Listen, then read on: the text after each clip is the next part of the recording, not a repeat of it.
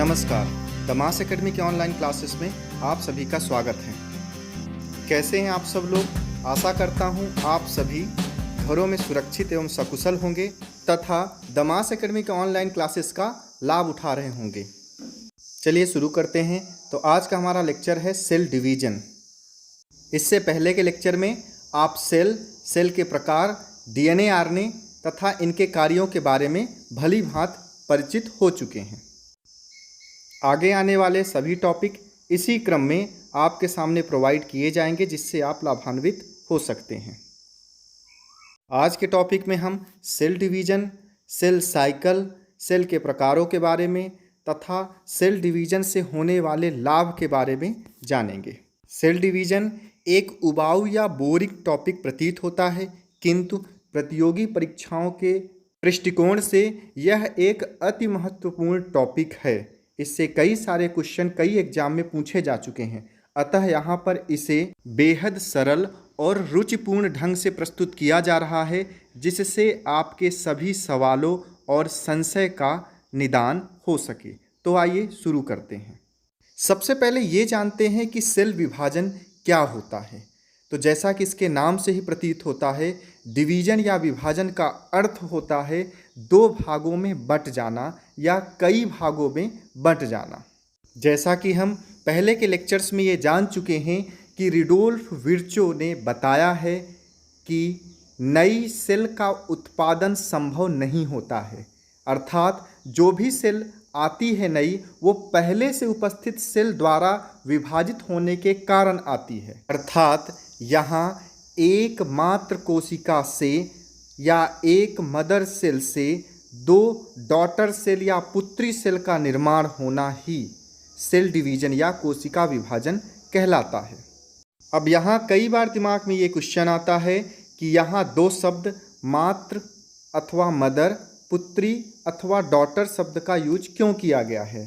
तो प्रकृति में केवल मदर अथवा फीमेल के पास ही ये क्षमता होती है कि वो नई जनरेशन को ला सके। इस कारण यहाँ मात्र या मदर, पुत्री या डॉटर शब्द का इस्तेमाल किया गया है। सेल डिवीजन मुख्यतः 4 फेजेज या 4 चरणों में पूरा होता है। यहाँ यह जान लेना आवश्यक है कि ये सभी चरण क्रमिक रूप से एक के बाद एक दोहराए जाते हैं। इसी कारण यहाँ पर एक साइकिल या चक्र का निर्माण होता है, जिसे सेल साइकिल या कोशिका चक्र कहते हैं। सभी विकसित प्रकार के कोशिका विभाजन में सेल साइकिल अवश्य रूप से पाई जाती है। इसमें 4 मुख्य चरण होते हैं, जिनके नाम है G1, S, G2 और M। एक बार फिर से सुनते हैं, G1 phase, S phase, G2 phase और M फेज। सामान्यतः वे सभी कोशिकाएं जो जीवन भर विभाजित या डिवाइड होती रहती हैं, उसमें ये सभी चारों चरण क्रमिक रूप से पाए जाते हैं। किंतु कुछ कोशिकाएं जीवन भर विभाजित ना होकर कुछ समय बाद विभाजन की प्रक्रिया बंद कर देती हैं। इस कारण वे G0 अर्थात सेल साइकिल के 5वीं अवस्था G0 में पहुंच जाती हैं। जैसे तंत्रिका कोशिकाएं अथवा नर्व सेल, इसमें कुछ अवस्था के बाद विभाजन की प्रक्रिया बंद हो जाती है, जिस कारण ये G0 फेज में पहुंच जाती हैं। G0 एक श्रांत या शांत अवस्था होती है, जहां पर कोशिका में किसी भी प्रकार का विभाजन नहीं पाया जाता, केवल कोशिका में मैच्योरिटी या परिपक्वन होता है। किंतु कभी कभी कोशिका आवश्यकता पड़ने पर पुनः जीवन फेज में प्रवेश कर जाती है, अर्थात पुनः विभाजित होना प्रारंभ कर देती है। यहाँ यह जान लेना आवश्यक है कि इस क्रमिक अवस्थाओं में कोशिका के अंदर कई प्रकार के बदलाव या चेंजेस होते हैं, क्योंकि एक कोशिका से 2 कोशिका का बनना होता है, अर्थात सभी पदार्थों का पहले प्रतिलिपिकरण या डुप्लीकेशन होता है, जिससे उन्हें 2 भागों में बांटा जा सके। यहाँ सर्वप्रथम जीवन या ग्रोथ 1 फेज में आवश्यक आरएनए और आवश्यक प्रोटीन का निर्माण होता है। फिर S फेज में डीएनए की मात्रा डबल हो जाती है, अर्थात डीएनए का रेप्लिकेशन होता है। इसके बाद ग्रोथ 2 फेज में आवश्यक एनर्जी जो कोशिका को विभाजित होने के लिए जरूरी होती है, उसे प्राप्त कर कोशिका अंततः विभाजन के लिए तैयार हो जाती है। यहाँ यह जान लेना आवश्यक है कि मुख्यतः विभाजन एम फेज के अंतर्गत होता है। इसे हम निम्न चरणों में समझ सकते हैं। सेल विभाजन की संपूर्ण प्रक्रिया को हम दो भागों में बांट सकते हैं, पहला इंटरफेज, दूसरा एम फेज। फिर से जान लेते हैं, पहला इंटरफेज और दूसरा एम फेज। यहाँ इंटरफेज के अंतर्गत निम्न 3 उप प्रावस्थाएं या सब स्टेजेस आते हैं। पहला G1 फेज या ग्रोथ 1 फेज, दूसरा S फेज या सिंथेटिक फेज और तीसरा G2 फेज या ग्रोथ 2 फेज। इसके बाद सेल डिवीजन का दूसरा महत्वपूर्ण भाग आता है एम फेज, जिसके अंतर्गत 2 उप अवस्थाएं होती हैं। पहला कैरियोकाइनेसिस, इसमें केंद्रक का विभाजन होता है, और उसके बाद साइटोकाइनेसिस, जिसमें कोशिका द्रव्य या साइटोप्लाज्म का डिवीजन होता है।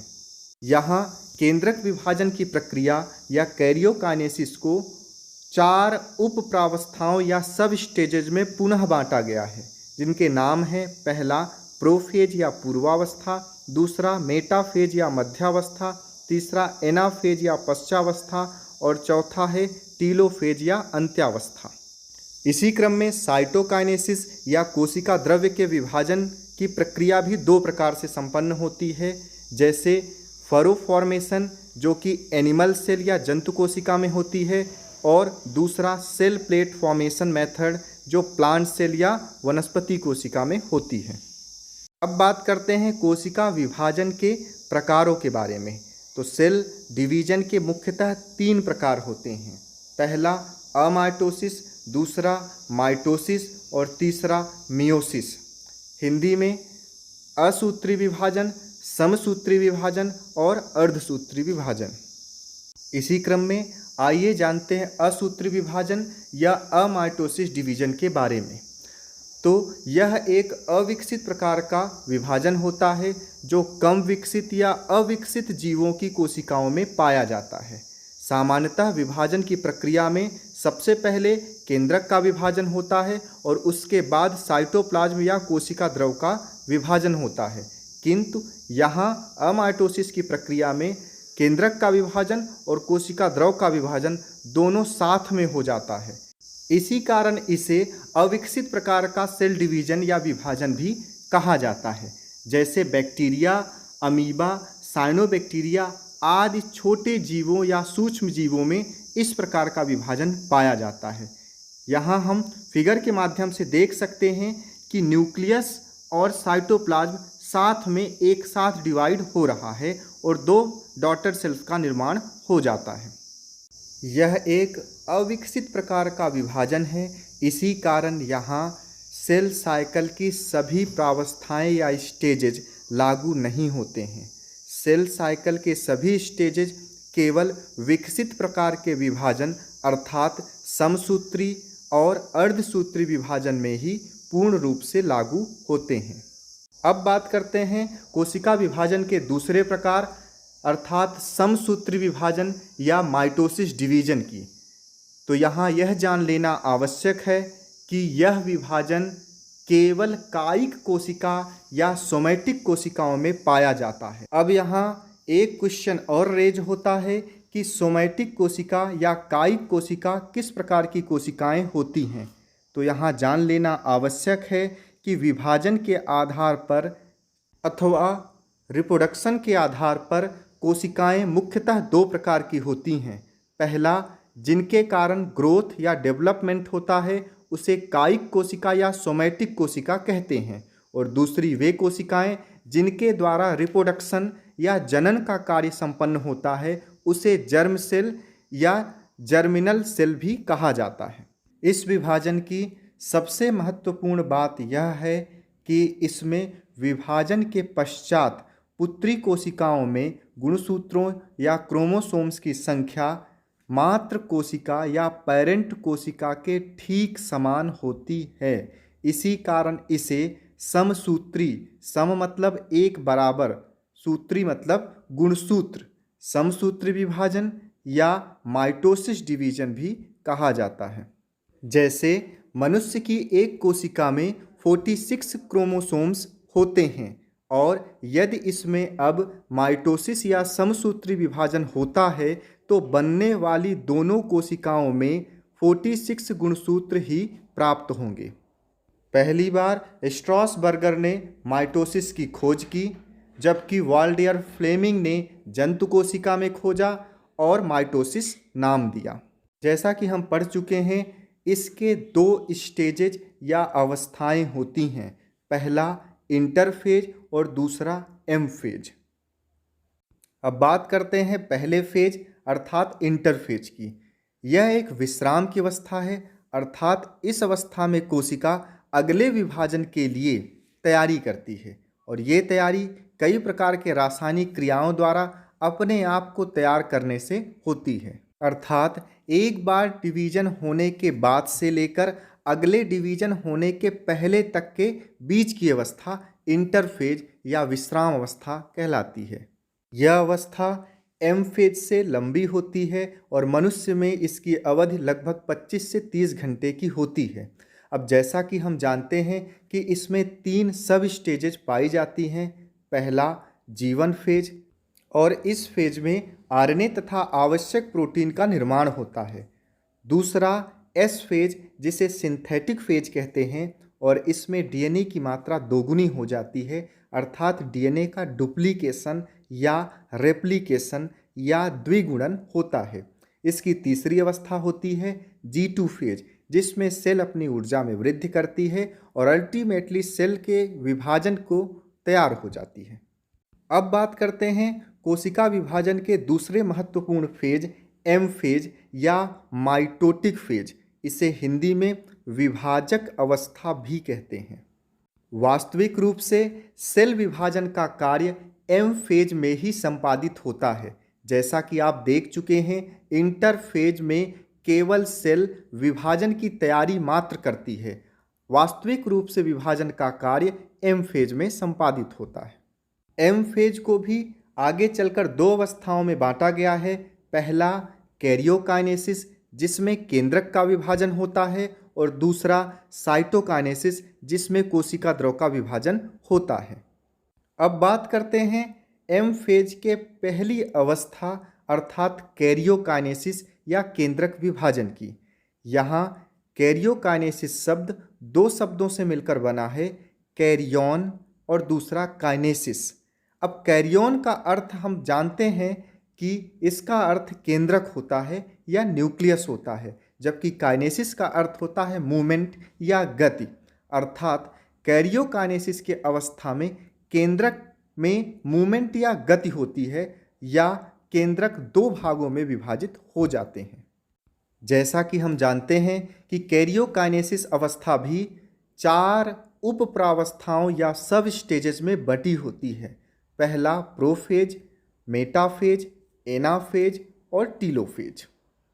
आगे के क्रम में हम कोशिका विभाजन के दौरान कोशिका के अंदर होने वाले परिवर्तनों को फिगर के माध्यम से समझने का प्रयास करेंगे। यहाँ सबसे पहले यह जान लेना आवश्यक है कि गुणसूत्र केवल कोशिका विभाजन के समय ही दिखाई देते हैं और उनकी निश्चित संख्या ज्ञात की जा सकती है।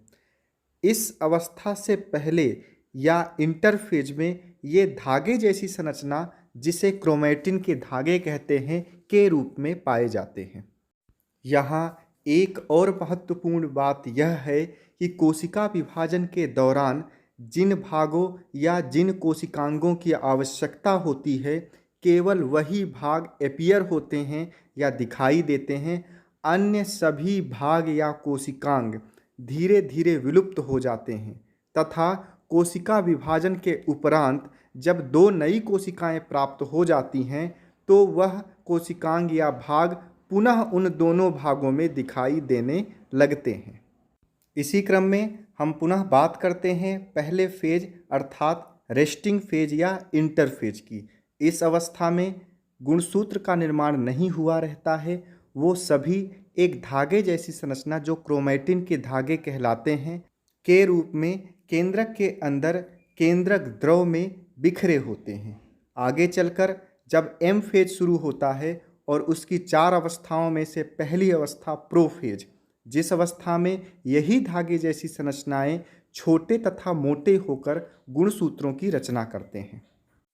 प्रोफेज की अवस्था में सेंट्रियोल या सेंट्रोसोम, जो कि विभाजन के समय पोल निर्माण में भाग लेते हैं, डिवाइड होकर 2 हो जाते हैं तथा 2 ध्रुवों या 2 पोल का निर्माण करते हैं। इस अवस्था में मुख्यतः केंद्रक झिल्ली और अन्य सभी कोशिकांग जिनकी आवश्यकता नहीं होती है वो विलुप्त होने लगते हैं या डिसअपीयर होने लगते हैं। दोनों ध्रुवों पर उपस्थित सेंट्रियोल या सेंट्रोसोम से कुछ धागे जैसी संरचनाओं का निर्माण होने लगता है, जिसे स्पिंडल फाइबर या तर्क तंतु कहते हैं। आगे चल के इन्हीं तर्क तंतुओं से क्रोमोजोम जुड़ जाते हैं और विपरीत ध्रुवों की ओर खींच लिए जाते हैं। चलते हैं अगले फेज में अर्थात मेटाफेज में, और इस अवस्था में सभी गुणसूत्र एक साथ एक लाइन में या इक्वेटर में अर्थात कोशिका की मध्य रेखा में आकर एकत्रित हो जाते हैं। इसी कारण इस फेज का नाम मध्यावस्था या मेटाफेज कहलाता है। अगली अवस्था अर्थात एनाफेज में गुणसूत्र बीच से डिवाइड हो जाते हैं, अर्थात प्रत्येक गुणसूत्र 2 बराबर भागों में विभक्त हो जाते हैं। इन दोनों भागों को तर्क तंतुओं या स्पिंडल फाइबर के द्वारा विपरीत ध्रुवों की ओर खींच लिया जाता है। इसी क्रम में अंतिम अवस्था या टीलोफेज में अंततः गुणसूत्र विपरीत ध्रुवों तक पहुंच जाते हैं, जिससे एक कोशिका के अंदर 2 केंद्रकों का निर्माण हो जाता है। इस अवस्था में पुनः केंद्रक झिल्ली अपीयर होने लगती है या दिखाई देने लगती है।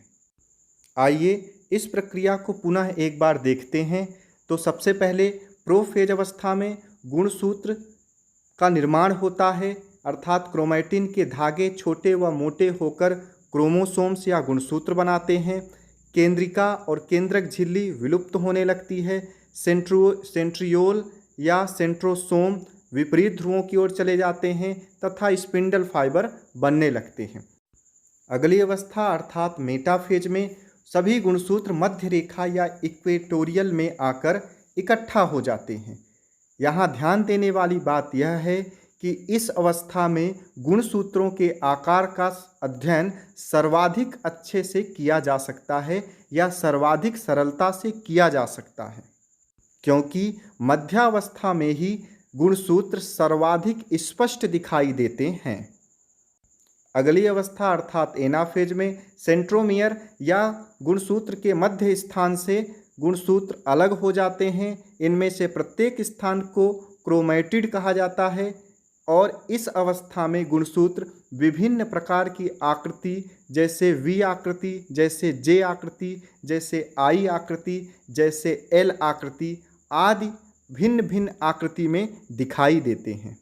यह क्वेश्चन भी कई एग्जाम में पूछा जा चुका है कि गुणसूत्र किस अवस्था में भिन्न भिन्न आकृति या वी, एल, जे, आई आदि शेप में दिखाई देते हैं।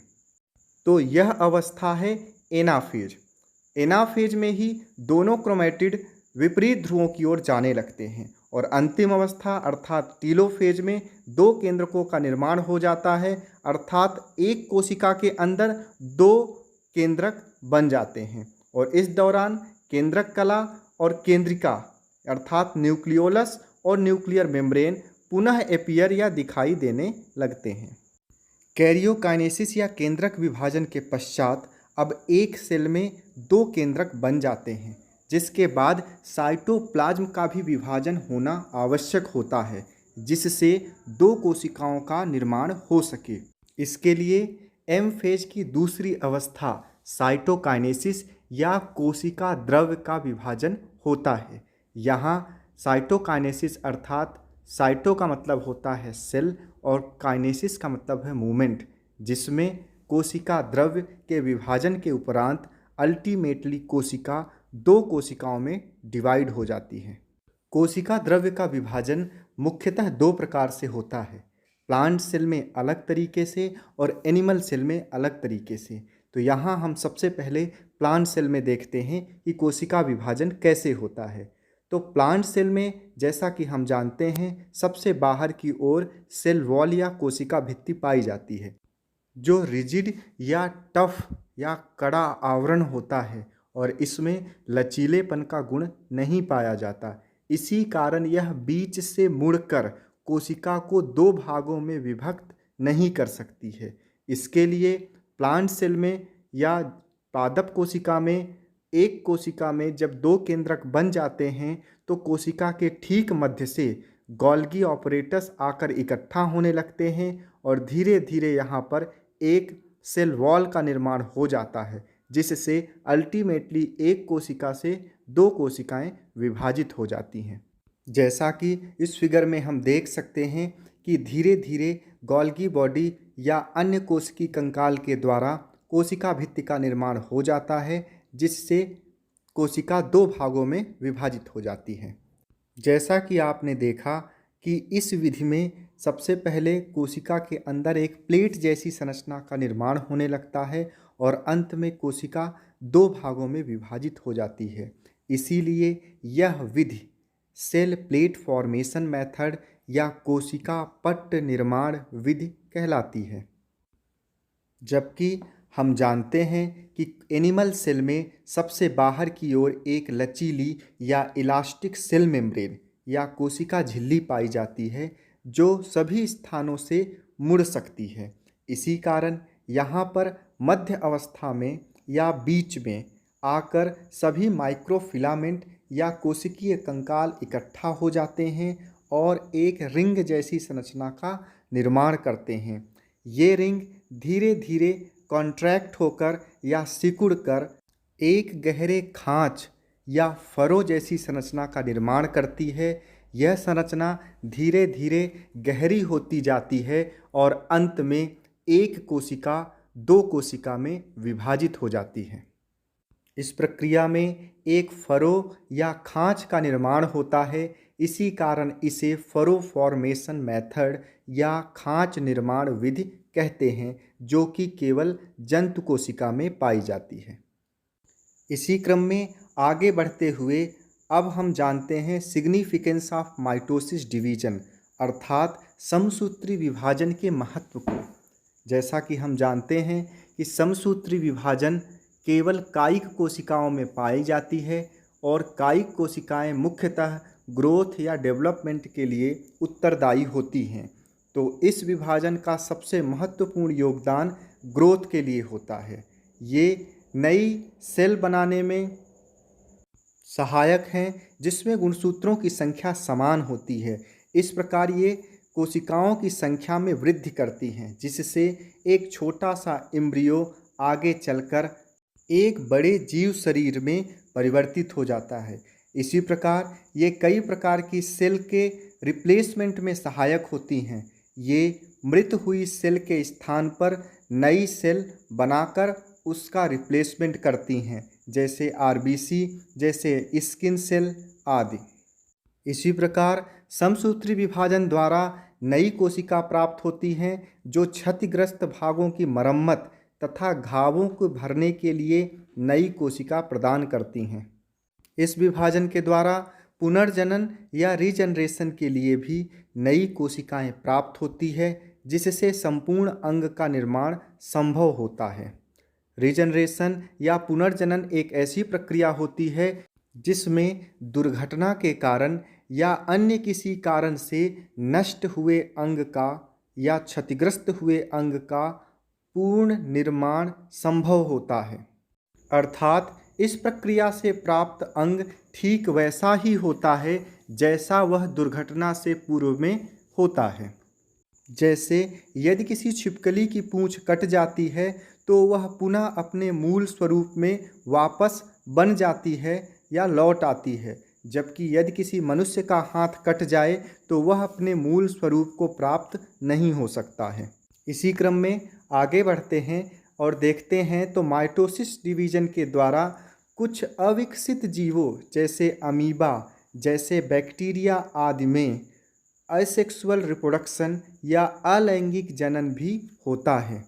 इसी क्रम में जब माइटोसिस डिवीजन अनियंत्रित हो जाता है और कोशिकाएं अनियंत्रित रूप से अपनी संख्या में वृद्धि करने लगती हैं तो यह स्थिति कैंसर कहलाती है।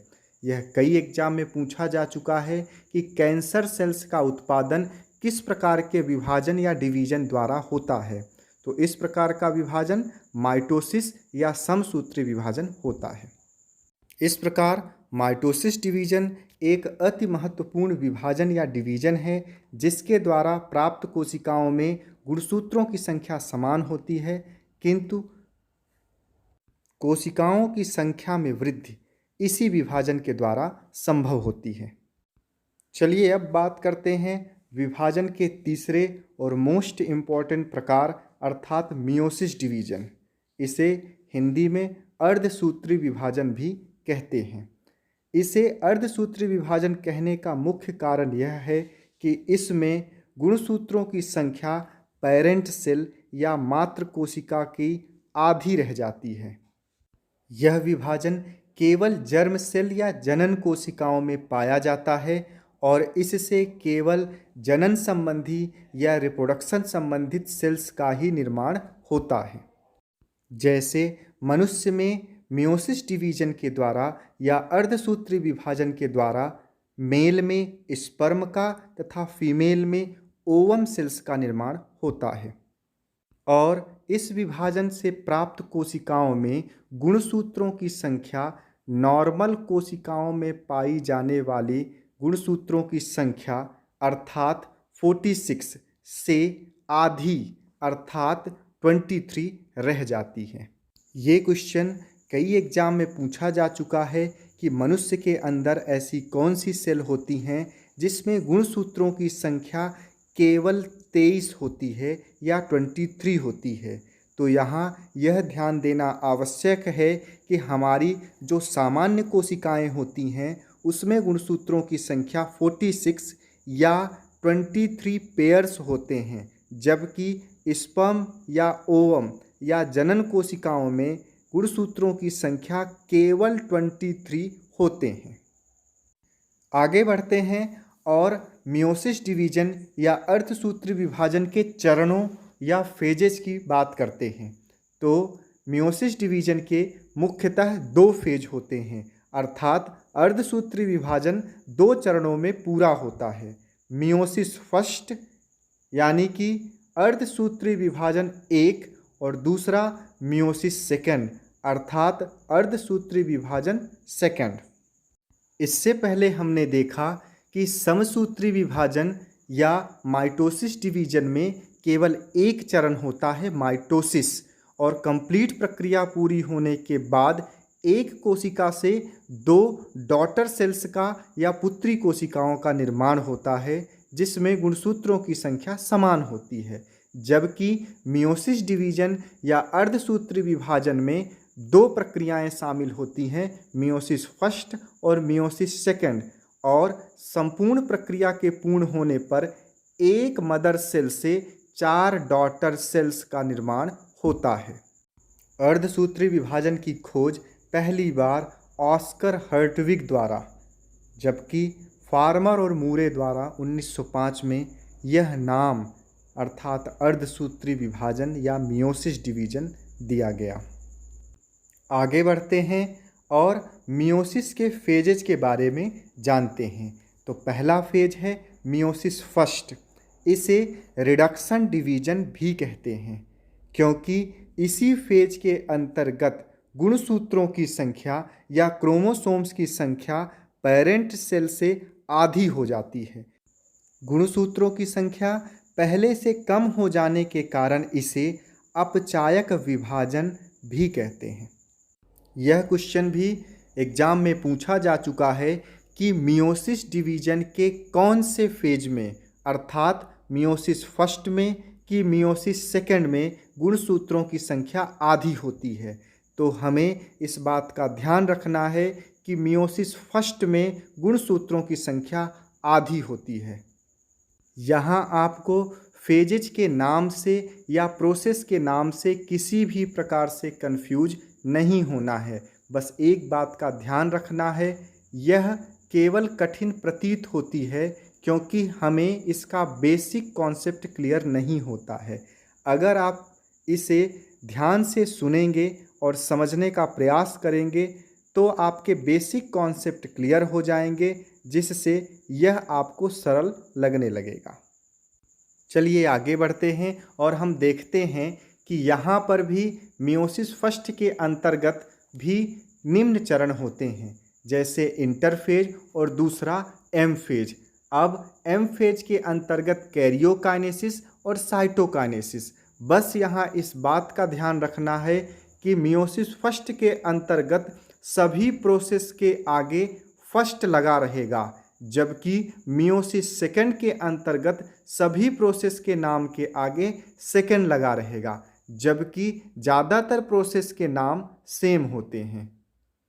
इसी क्रम में आगे बढ़ते हैं और जैसा कि हम जानते हैं कि कैरियोकाइनेसिस के 4 चरण होते हैं, प्रोफेज, मेटाफेज, एनाफेज और टीलोफेज। अब यहाँ कैरियोकाइनेसिस फर्स्ट की बात की जा रही है, अर्थात यहाँ पहला चरण होगा प्रोफेज फर्स्ट। अब ध्यान दीजिएगा, ये एक लंबी प्रक्रिया है और एग्ज़ाम में कई बार पूछी जा चुकी है, इसलिए प्रोफेज फर्स्ट को ध्यान से सुनिएगा। प्रोफेज फर्स्ट एक सर्वाधिक लंबी प्रक्रिया है और यह 5 चरणों या स्टेप में पूरी होती है। ये चरण क्रमशः लेप्टोटीन, जाइगोटीन, पैकिटीन, डिप्लोटीन और डाइकाइनेसिस के नाम से जाने जाते हैं। अब बात करते हैं लेप्टोटीन। तो जैसा कि आप जानते हैं कि प्रारंभ में गुणसूत्र पतले धागेनुमा संरचना के जैसे दिखाई देते हैं, जिसे यहाँ क्रोमोनिमेटा कहते हैं। अब दूसरी अवस्था जाइगोटीन, यहाँ ये गुणसूत्र छोटे और मोटे होकर गुणसूत्र बनाते हैं। अब इस अवस्था में सेंट्रियोल या सेंट्रोसोम विभाजित होकर 2 हो जाती है और अलग अलग दूसरी दिशा में जाकर 2 ध्रुवों का निर्माण करती है। अब बात करते हैं तीसरे स्टेप पैकिटीन और चौथे स्टेप डिप्लोटीन की। एग्जाम के दृष्टिकोण से ये दोनों स्टेप या चरण अति महत्वपूर्ण हैं, तो इसे ध्यान से सुनिएगा। सबसे पहले तीसरा स्टेप पैकिटीन। इसमें क्रोमोजोम के जोड़े छोटे व मोटे हो जाते हैं और 2 समजात गुणसूत्रों से अर्थात होमोलोगस क्रोमोजोम से 4 क्रोमैटिड बन जाते हैं, जैसा कि इस फिगर में हम देख सकते हैं। यहाँ समजात या होमोलोगस जोड़े का अर्थ होता है गुणसूत्र केवल वही जोड़े बनाते हैं जहाँ वो एक जैसे होते हैं। यदि गुणसूत्र छोटे या बड़े हों, आकार में भिन्न हों, तो वो जोड़े नहीं बनाते हैं। अब यहाँ यह जानना भी आवश्यक है कि एक गुणसूत्र में 4 भुजाएं पाई जाती हैं, जिसे क्रोमैटिड कहते हैं। सभी क्रोमैटिड या एक गुणसूत्र के सभी क्रोमैटिड या सभी भुजाएं आपस में सिस्टर क्रोमैटिड या सिस्टर भुजाएं कहलाती हैं, जबकि अलग अलग क्रोमोजोम की भुजाएं या क्रोमैटिड एक दूसरे के लिए नॉन सिस्टर क्रोमैटिड या नॉन सिस्टर भुजाएं कहलाती हैं। अब पैकिटीन अवस्था में 2 समजात क्रोमोसोम या गुणसूत्र के नॉन सिस्टर क्रोमैटिड के बीच खंडों का या टुकड़ों का आदान प्रदान होता है, जिसे जीन विनिमय या क्रॉसिंग ओवर कहते हैं। यहाँ ध्यान देना आवश्यक है कि क्रॉसिंग ओवर या जीन विनिमय की प्रक्रिया सिस्टर क्रोमैटिड के बीच ना हो करके नॉन सिस्टर क्रोमैटिड के बीच ही संपन्न होती है। यह कई बार एग्जाम में पूछा जा चुका है कि क्रॉसिंग ओवर की प्रक्रिया किस स्टेप या किस चरण में होती है। उस चरण का नाम अर्थात पैकिटीन का नाम पूछा जा चुका है। क्रॉसिंग ओवर या जीन विनिमय एक अत्यंत महत्वपूर्ण प्रक्रिया है जिसके कारण ही जीवों में विभिन्नताएं पाई जाती हैं। और यही कारण है कि आज हम मनुष्यों की जनसंख्या 7 अरब से अधिक है, फिर भी हम में विभिन्नताएं या वेरिएशंस पाए जाती है, क्योंकि हमारे गुणसूत्रों में जीन विनिमय या क्रॉसिंग ओवर की प्रक्रिया होती है। जीन विनिमय या क्रॉसिंग ओवर की प्रक्रिया में गुणसूत्रों के टुकड़े, एक भुजा के टुकड़े दूसरी भुजा से जुड़ जाते हैं और इसी क्रम में आगे बढ़ते हुए डिप्लोटीन अवस्था या अगले चरण डिप्लोटीन में ये गुणसूत्र एक दूसरे से पृथक होने लगते हैं और इस दौरान ये कुछ स्थानों पर एक्स या अंग्रेजी के एक्स के रूप में उलझे हुए या फंसे हुए रहते हैं और इन स्थानों को चिएज्मा या चिएज्मेटा कहा जाता है। अतः हमें इस बात का ध्यान रखना है कि क्रॉसिंग ओवर या जीन विनिमय की प्रक्रिया प्रोफेज फर्स्ट के पैकीटीन में होती है, जबकि चिएज्मेटा या चिएज्मा फॉर्मेशन की प्रक्रिया प्रोफेज फर्स्ट के डिप्लोटीन उपअवस्था में संपन्न होती है। अब बात करते हैं प्रोफेज फर्स्ट के अंतिम उपअवस्था अर्थात डाईकाइनेसिस की, और इस अवस्था में वही प्रक्रियाएं संपन्न होती हैं जो प्रोफेज के अंत में होती हैं, अर्थात यहाँ पर न्यूक्लियर मेम्ब्रेन और न्यूक्लियोलस डिसअपीयर होने लगते हैं या गायब होने लगते हैं। प्रोफेज फर्स्ट के पश्चात अगली अवस्था मेटाफेज फर्स्ट, और इसमें हम जानते हैं कि गुणसूत्र मध्य रेखा पर आकर व्यवस्थित हो जाते हैं और इसी अवस्था में अर्थात मेटाफेज में ही गुणसूत्रों का सरलता से अध्ययन किया जा सकता है। इसके पश्चात एनाफेज, जिसमें गुणसूत्र अलग होकर विपरीत ध्रुवों की ओर जाने लगते हैं, और अंतिम अवस्था टीलोफेज, जिसमें 2 केंद्रकों का निर्माण हो जाता है और अल्टीमेटली गुणसूत्र विपरीत ध्रुवों पर पहुंच जाते हैं।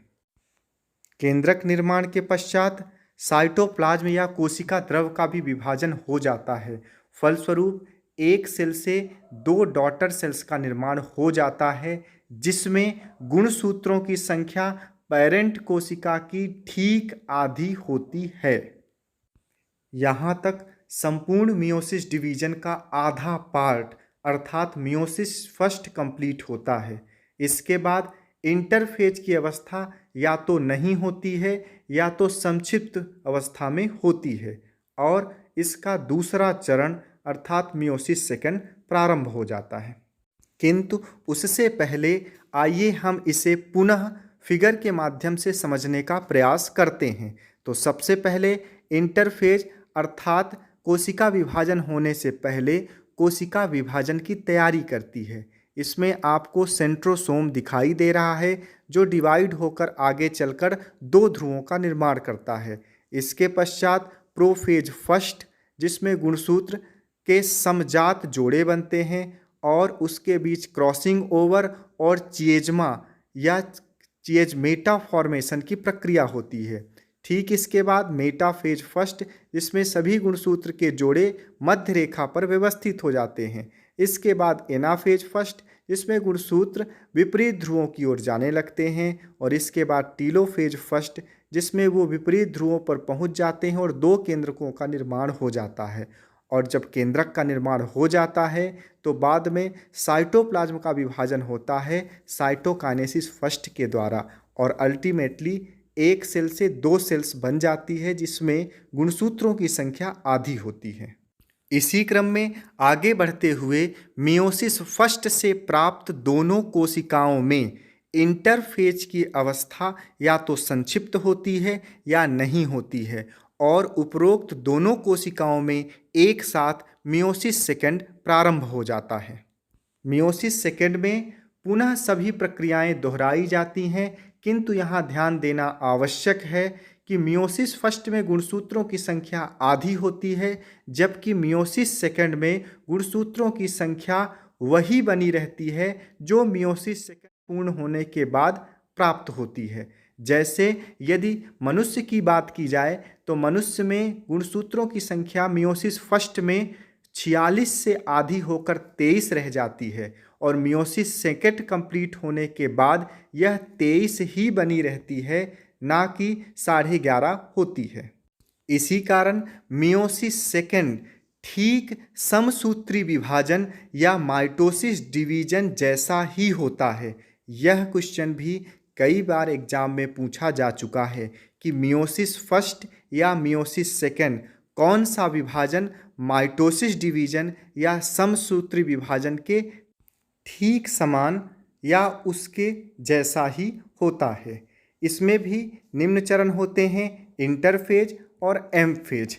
बस यहाँ इस बात का ध्यान रखना है कि मियोसिस सेकेंड में सभी अवस्थाओं के बीच या उसके आगे सेकेंड लगाना है, जैसे कैरियोकाइनेसिस सेकेंड और साइटोकाइनेसिस सेकेंड।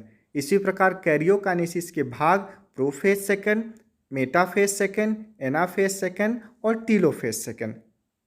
कैरियोकाइनेसिस सेकेंड पूर्ण होने के पश्चात साइटोकाइनेसिस सेकेंड की अवस्था होती है, जिसमें केंद्रक का विभाजन होने के पश्चात साइटोप्लाज्म का भी विभाजन हो जाता है और फलस्वरूप अल्टीमेटली एक सेल से 4 डॉटर सेल्स का निर्माण हो जाता है, जिसमें गुणसूत्रों की संख्या पेरेंट सेल की ठीक आधी होती है।